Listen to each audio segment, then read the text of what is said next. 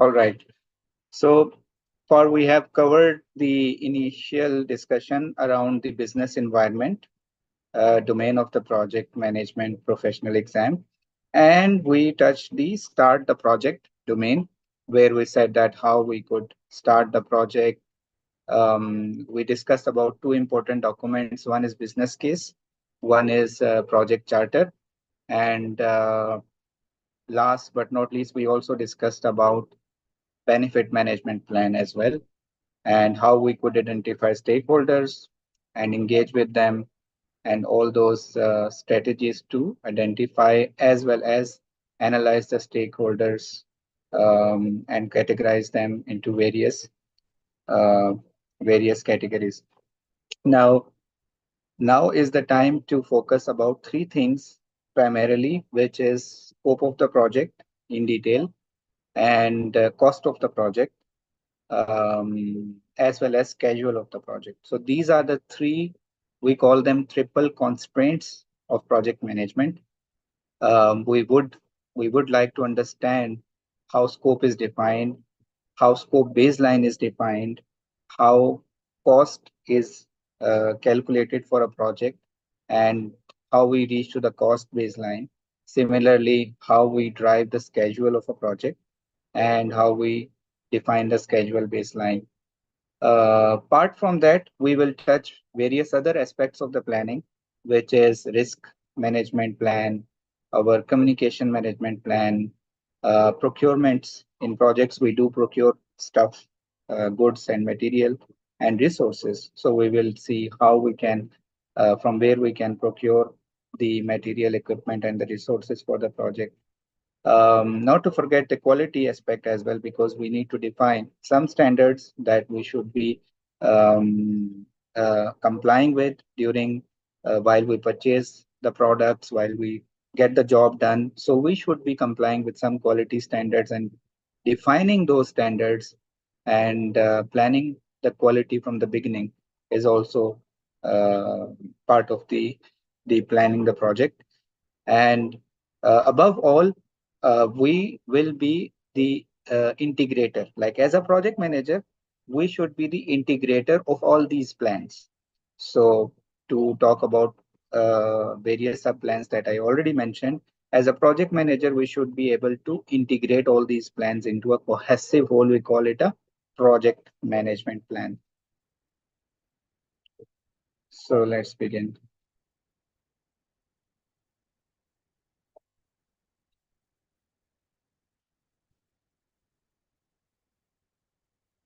Okay. So at a bigger level, we have a project management plan. And project management plan has subsidiary plans. And all these subsidiary plans will be named as scope management plan. Behind the scope, I mean, related to the scope, we will have a scope management plan. Schedule management plan will be related to schedule. Cost management plan will be related to cost. Risk management plan will be related to risk. So all of these would be called as subsidiary plans, whereas the bigger subset would be the project management plan. And project management plan, apart from the subsidiary plans, project management plan also includes the baselines. As I mentioned, scope baseline, cost baseline, and schedule baseline. And there is uh, uh, when you look at the project management life cycle, like there are certain processes we talked about in starting the project. So every project starts, and then we plan every project, and then we execute every project, and then we close every project. So if you see as a project management standpoint, we have a cycle which is called as project management life cycle. Like we start every project, we plan every project, we execute every project, and then we close every project. But meanwhile, we are doing everything like starting it, planning it, executing it, and closing it. We are doing monitoring and controlling as well. So monitoring and controlling happens in every project management phase, like starting the project, initiation, which we call planning the project, or executing the project, or closing the project. But we do monitoring and controlling of ourselves while we are starting the project, whether we have identified all the stakeholders or not. Like monitoring and controlling is like a second eye. Like I am planning the project, then I will look into the estimates carefully. Like, did I estimate the cost, schedule, and time of the scope properly or not? Similarly, monitoring and controlling can be happening in the execution. I will look into the contracts. I will look into the contractor work. I will look into the uh, invoices, and also during the closing as well. I will look into the deliverables. Everything is delivered or not. So monitoring and controlling is the aspect of the, are we on track? Are we on schedule? Are we meeting the quality standards or not? So. So what do we mean by planning a project? It means that let's take uh,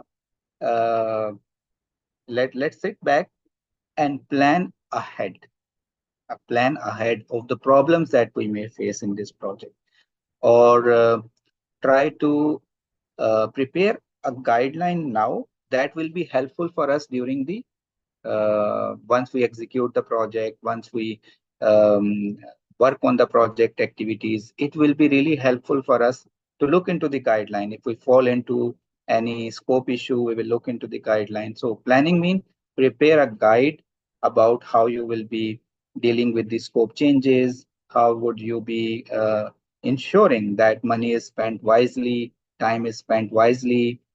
Uh, so these are the these are the plans that we will be putting up in place to deal with the project related work. So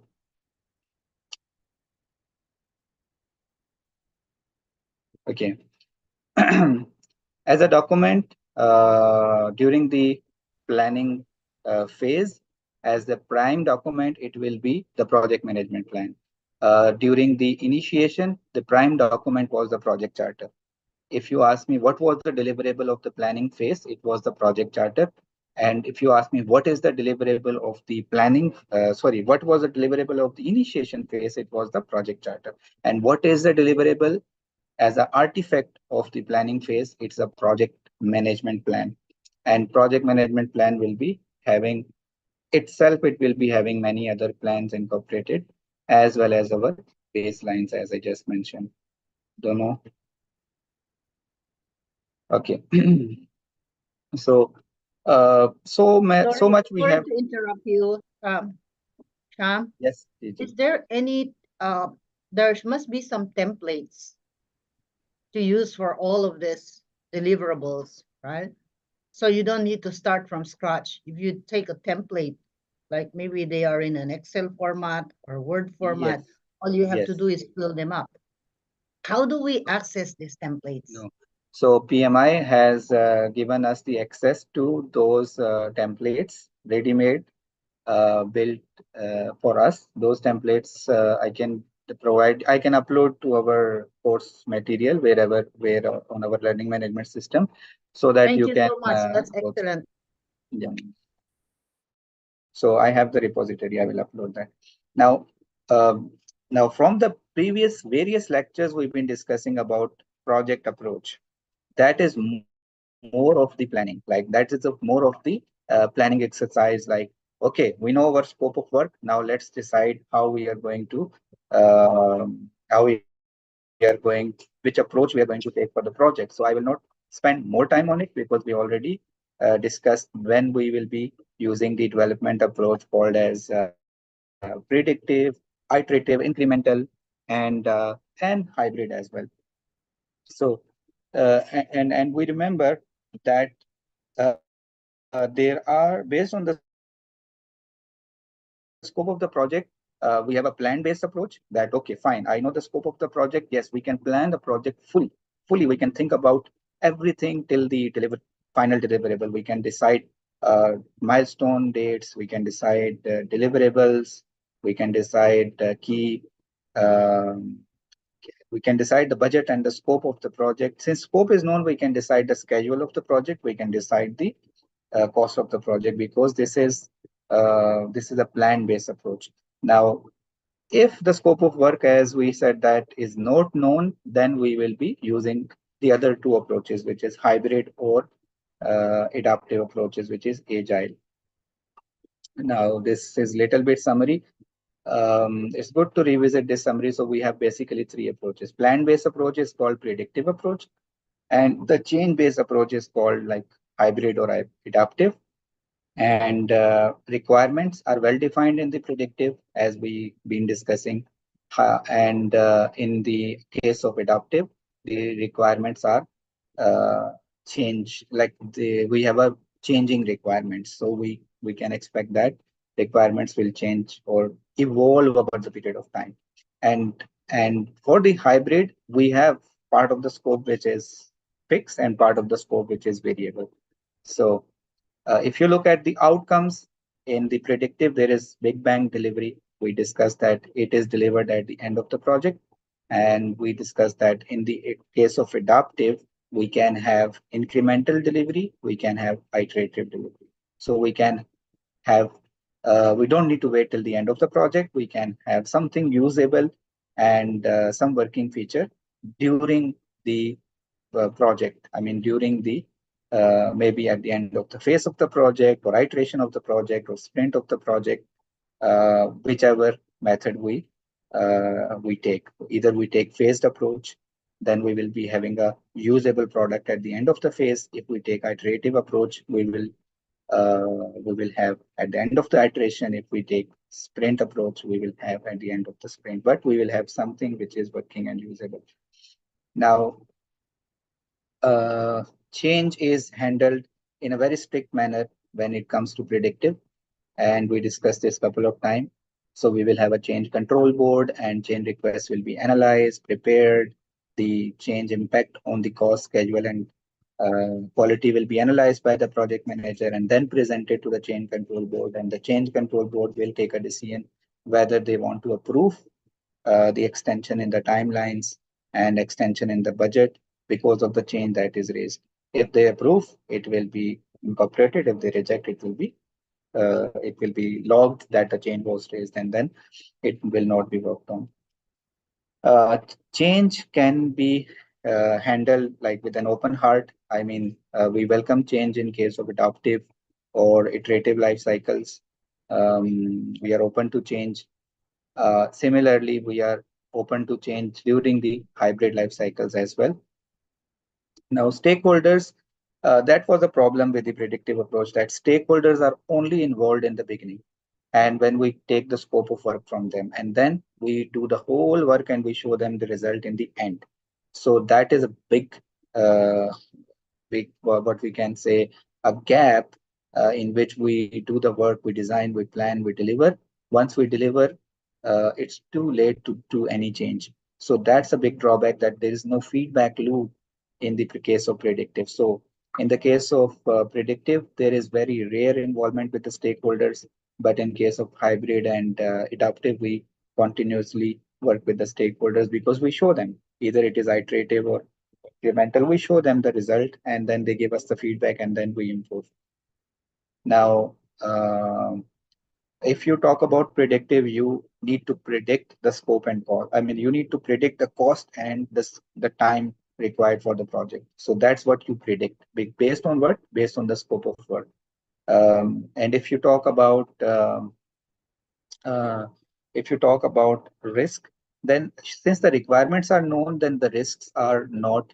I mean, it's not so risky because the challenge, the biggest challenge is that we understand, like we do understand the scope of work. We do understand what we need to deliver. That's why we do understand how we will be delivering. Because if the destination is known, we can find a path to the destination. If the end result is known, we can find out the kind of work required to produce that deliverable.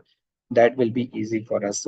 So it means that the risk will be very relatively low in case of predictive projects, because we are doing something very uh, like we are very comfortable of doing these kind of projects, and we know that. But risks are high when we talk about plan based.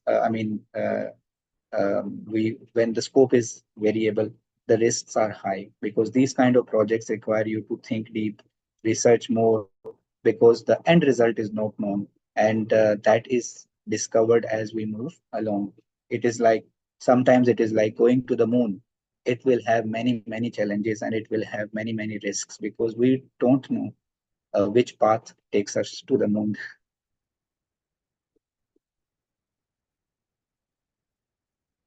All right. So far, we discussed these kind of planning approaches. Any question, guys?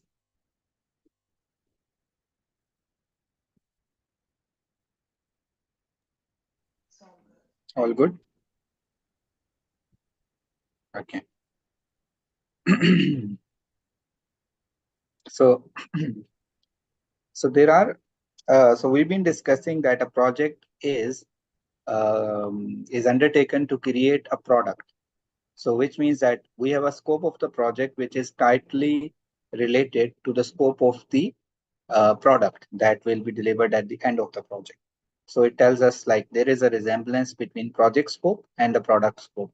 Now, product scope primarily, if you specifically ask, it is about the functions, I mean the features of the product. But the project scope also include the kind of work required to produce that product. So this is the basic distinction, that although project scope is the subset, is a superset, it also includes the product scope. But product scope is just the features, functionalities, and you can call it functional requirements of the product that we are making, or even the non-functional requirements of the product we are making. By non-functional, I mean that the stability of the system, the security of the system, the peak time, like the user, like how many users the system can support, and those kind of requirements of a system. But all in all, functional and non-functional requirements come under the product scope, and the work required to produce the product comes under the project scope, uh, apart from the product scope. So product scope is part of the project scope.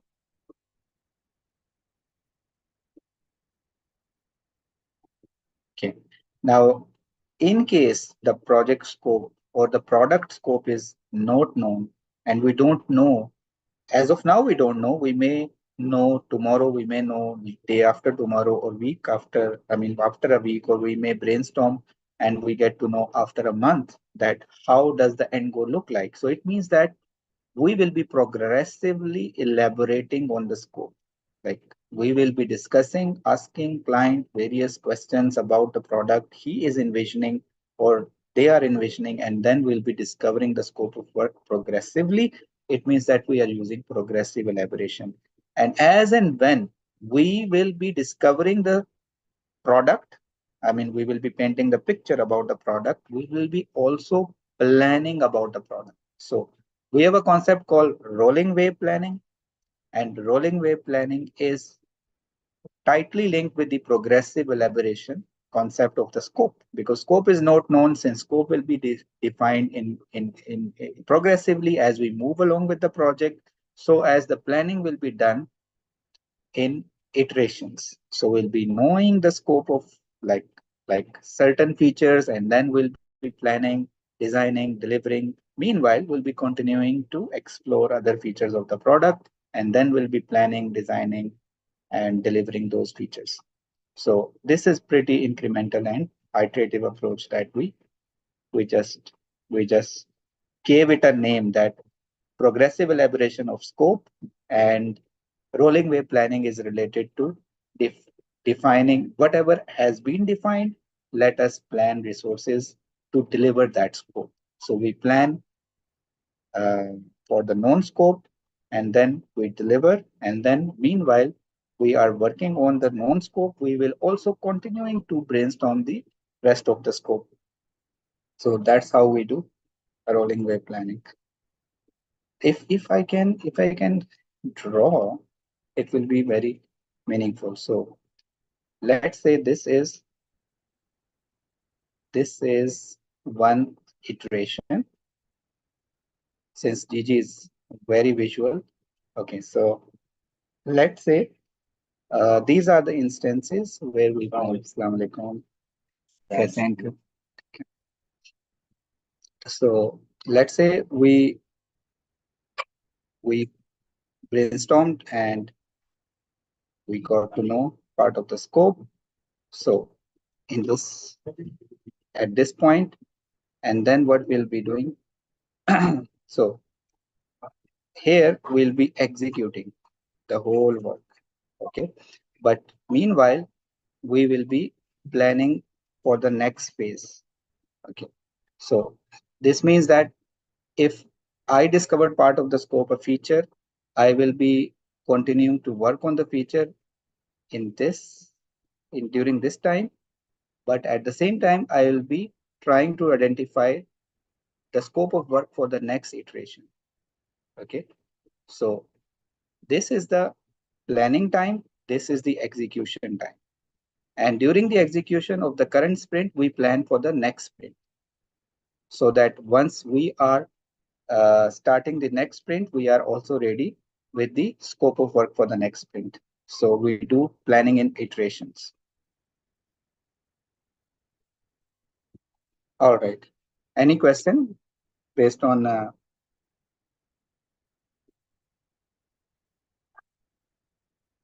Fatima? Any question on progressive elaboration and rolling wave planning?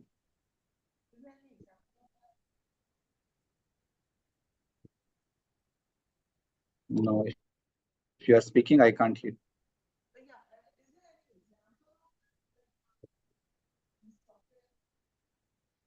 Okay. All right. So we have two more concepts which are related to each other: minimal viable product and minimal business increment. So let's say you are planning to launch a product in the market. It could be any mobile application, let's say for the events booking or tickets booking. So or the parking booking, parking law. I mean, you want to book a parking in the parking lot. So your MVP is the basic feature with which you would like to introduce a product to the early adopters. Like you are launching this kind of product for the first time, so you would like to choose a feature and see the market response. That how does the market respond to your product once you take it to the market? How does they respond to you? So that's your very first feature of the product that you are introducing the product to the customers, real customers. Now, once your product is mature with the MVP, your product has spent some time with the customers, they gave you the feedback. Oh, this product does not have this product does not have that. People will give you some feedback, and then you will decide what should be the next business increment that will give my product an edge. Like it will be giving a lot of return on investment for my business. So you will have, let's say, identified based on the feedback given by the people, you identified A, B, C, D, four features that could be introduced to the product. So now you will assess those four features based on which has more ROI, which has more return on investment. And that is your next minimal business increment, because this is an increment to the already existing product which is there in the market, right? It's the very next feature. So that will be decided based on the return on investment. Whichever feature has more return on investment, that would be your minimal business increment. So is it clear about the MVP and MBI?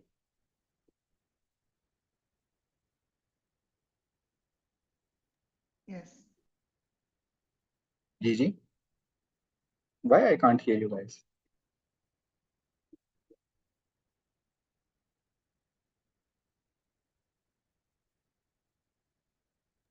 I'm sorry, What's I'm a bit distracted. okay? So I was explaining about minimal viable product and minimal business increment. So minimal viable product is a terminology used when you are introducing a new product to the market with very first feature, very first feature, or maybe few features. But A new product, once you introduce to the early adopters, that is called as MVP. But once the product matures and you have gathered a lot of feedback from your early adopters, you would be in a position to add certain more features to it. So minimal business increment is another terminology used, which will be a next feature which has more ROI out of the following, out of the many features that you could introduce as a second feature to your existing product. So minimal business increment will be decided based on more ROI.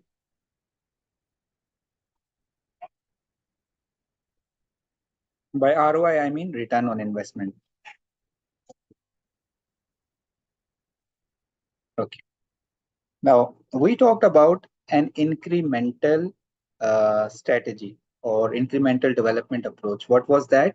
We know what our product is and what features we want to introduce in our product, but we will introduce it feature after feature, like feature after feature. Like first feature will go in the first month, second feature will go in the second month, let's say.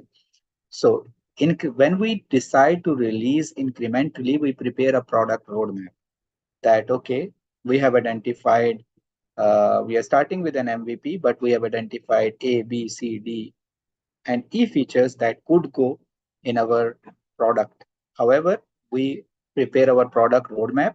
We just plan that, we just prepare a calendar of the releases, that when we plan to release certain features which could be released as minimal business increments, right? As minimal business increments. So we prepare our bigger picture and we plan it on a calendar that in September we'll going to release A feature, in October we'll be going to release B feature, and in December we'll be going to release C feature. So that's called product roadmap. Sometimes we prepare a roadmap for 6 months, 12 months, or 2 years. That's a bigger picture. That's a bigger picture of a product.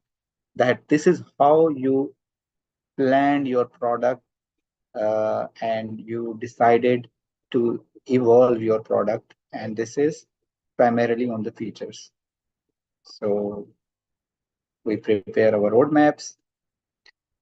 All right. Another concept in planning is milestones. So milestones are point in time during our project, and we will celebrate the completion of certain big deliverable. We could say that we've been working on the design and now design is completed. So that's an achievement.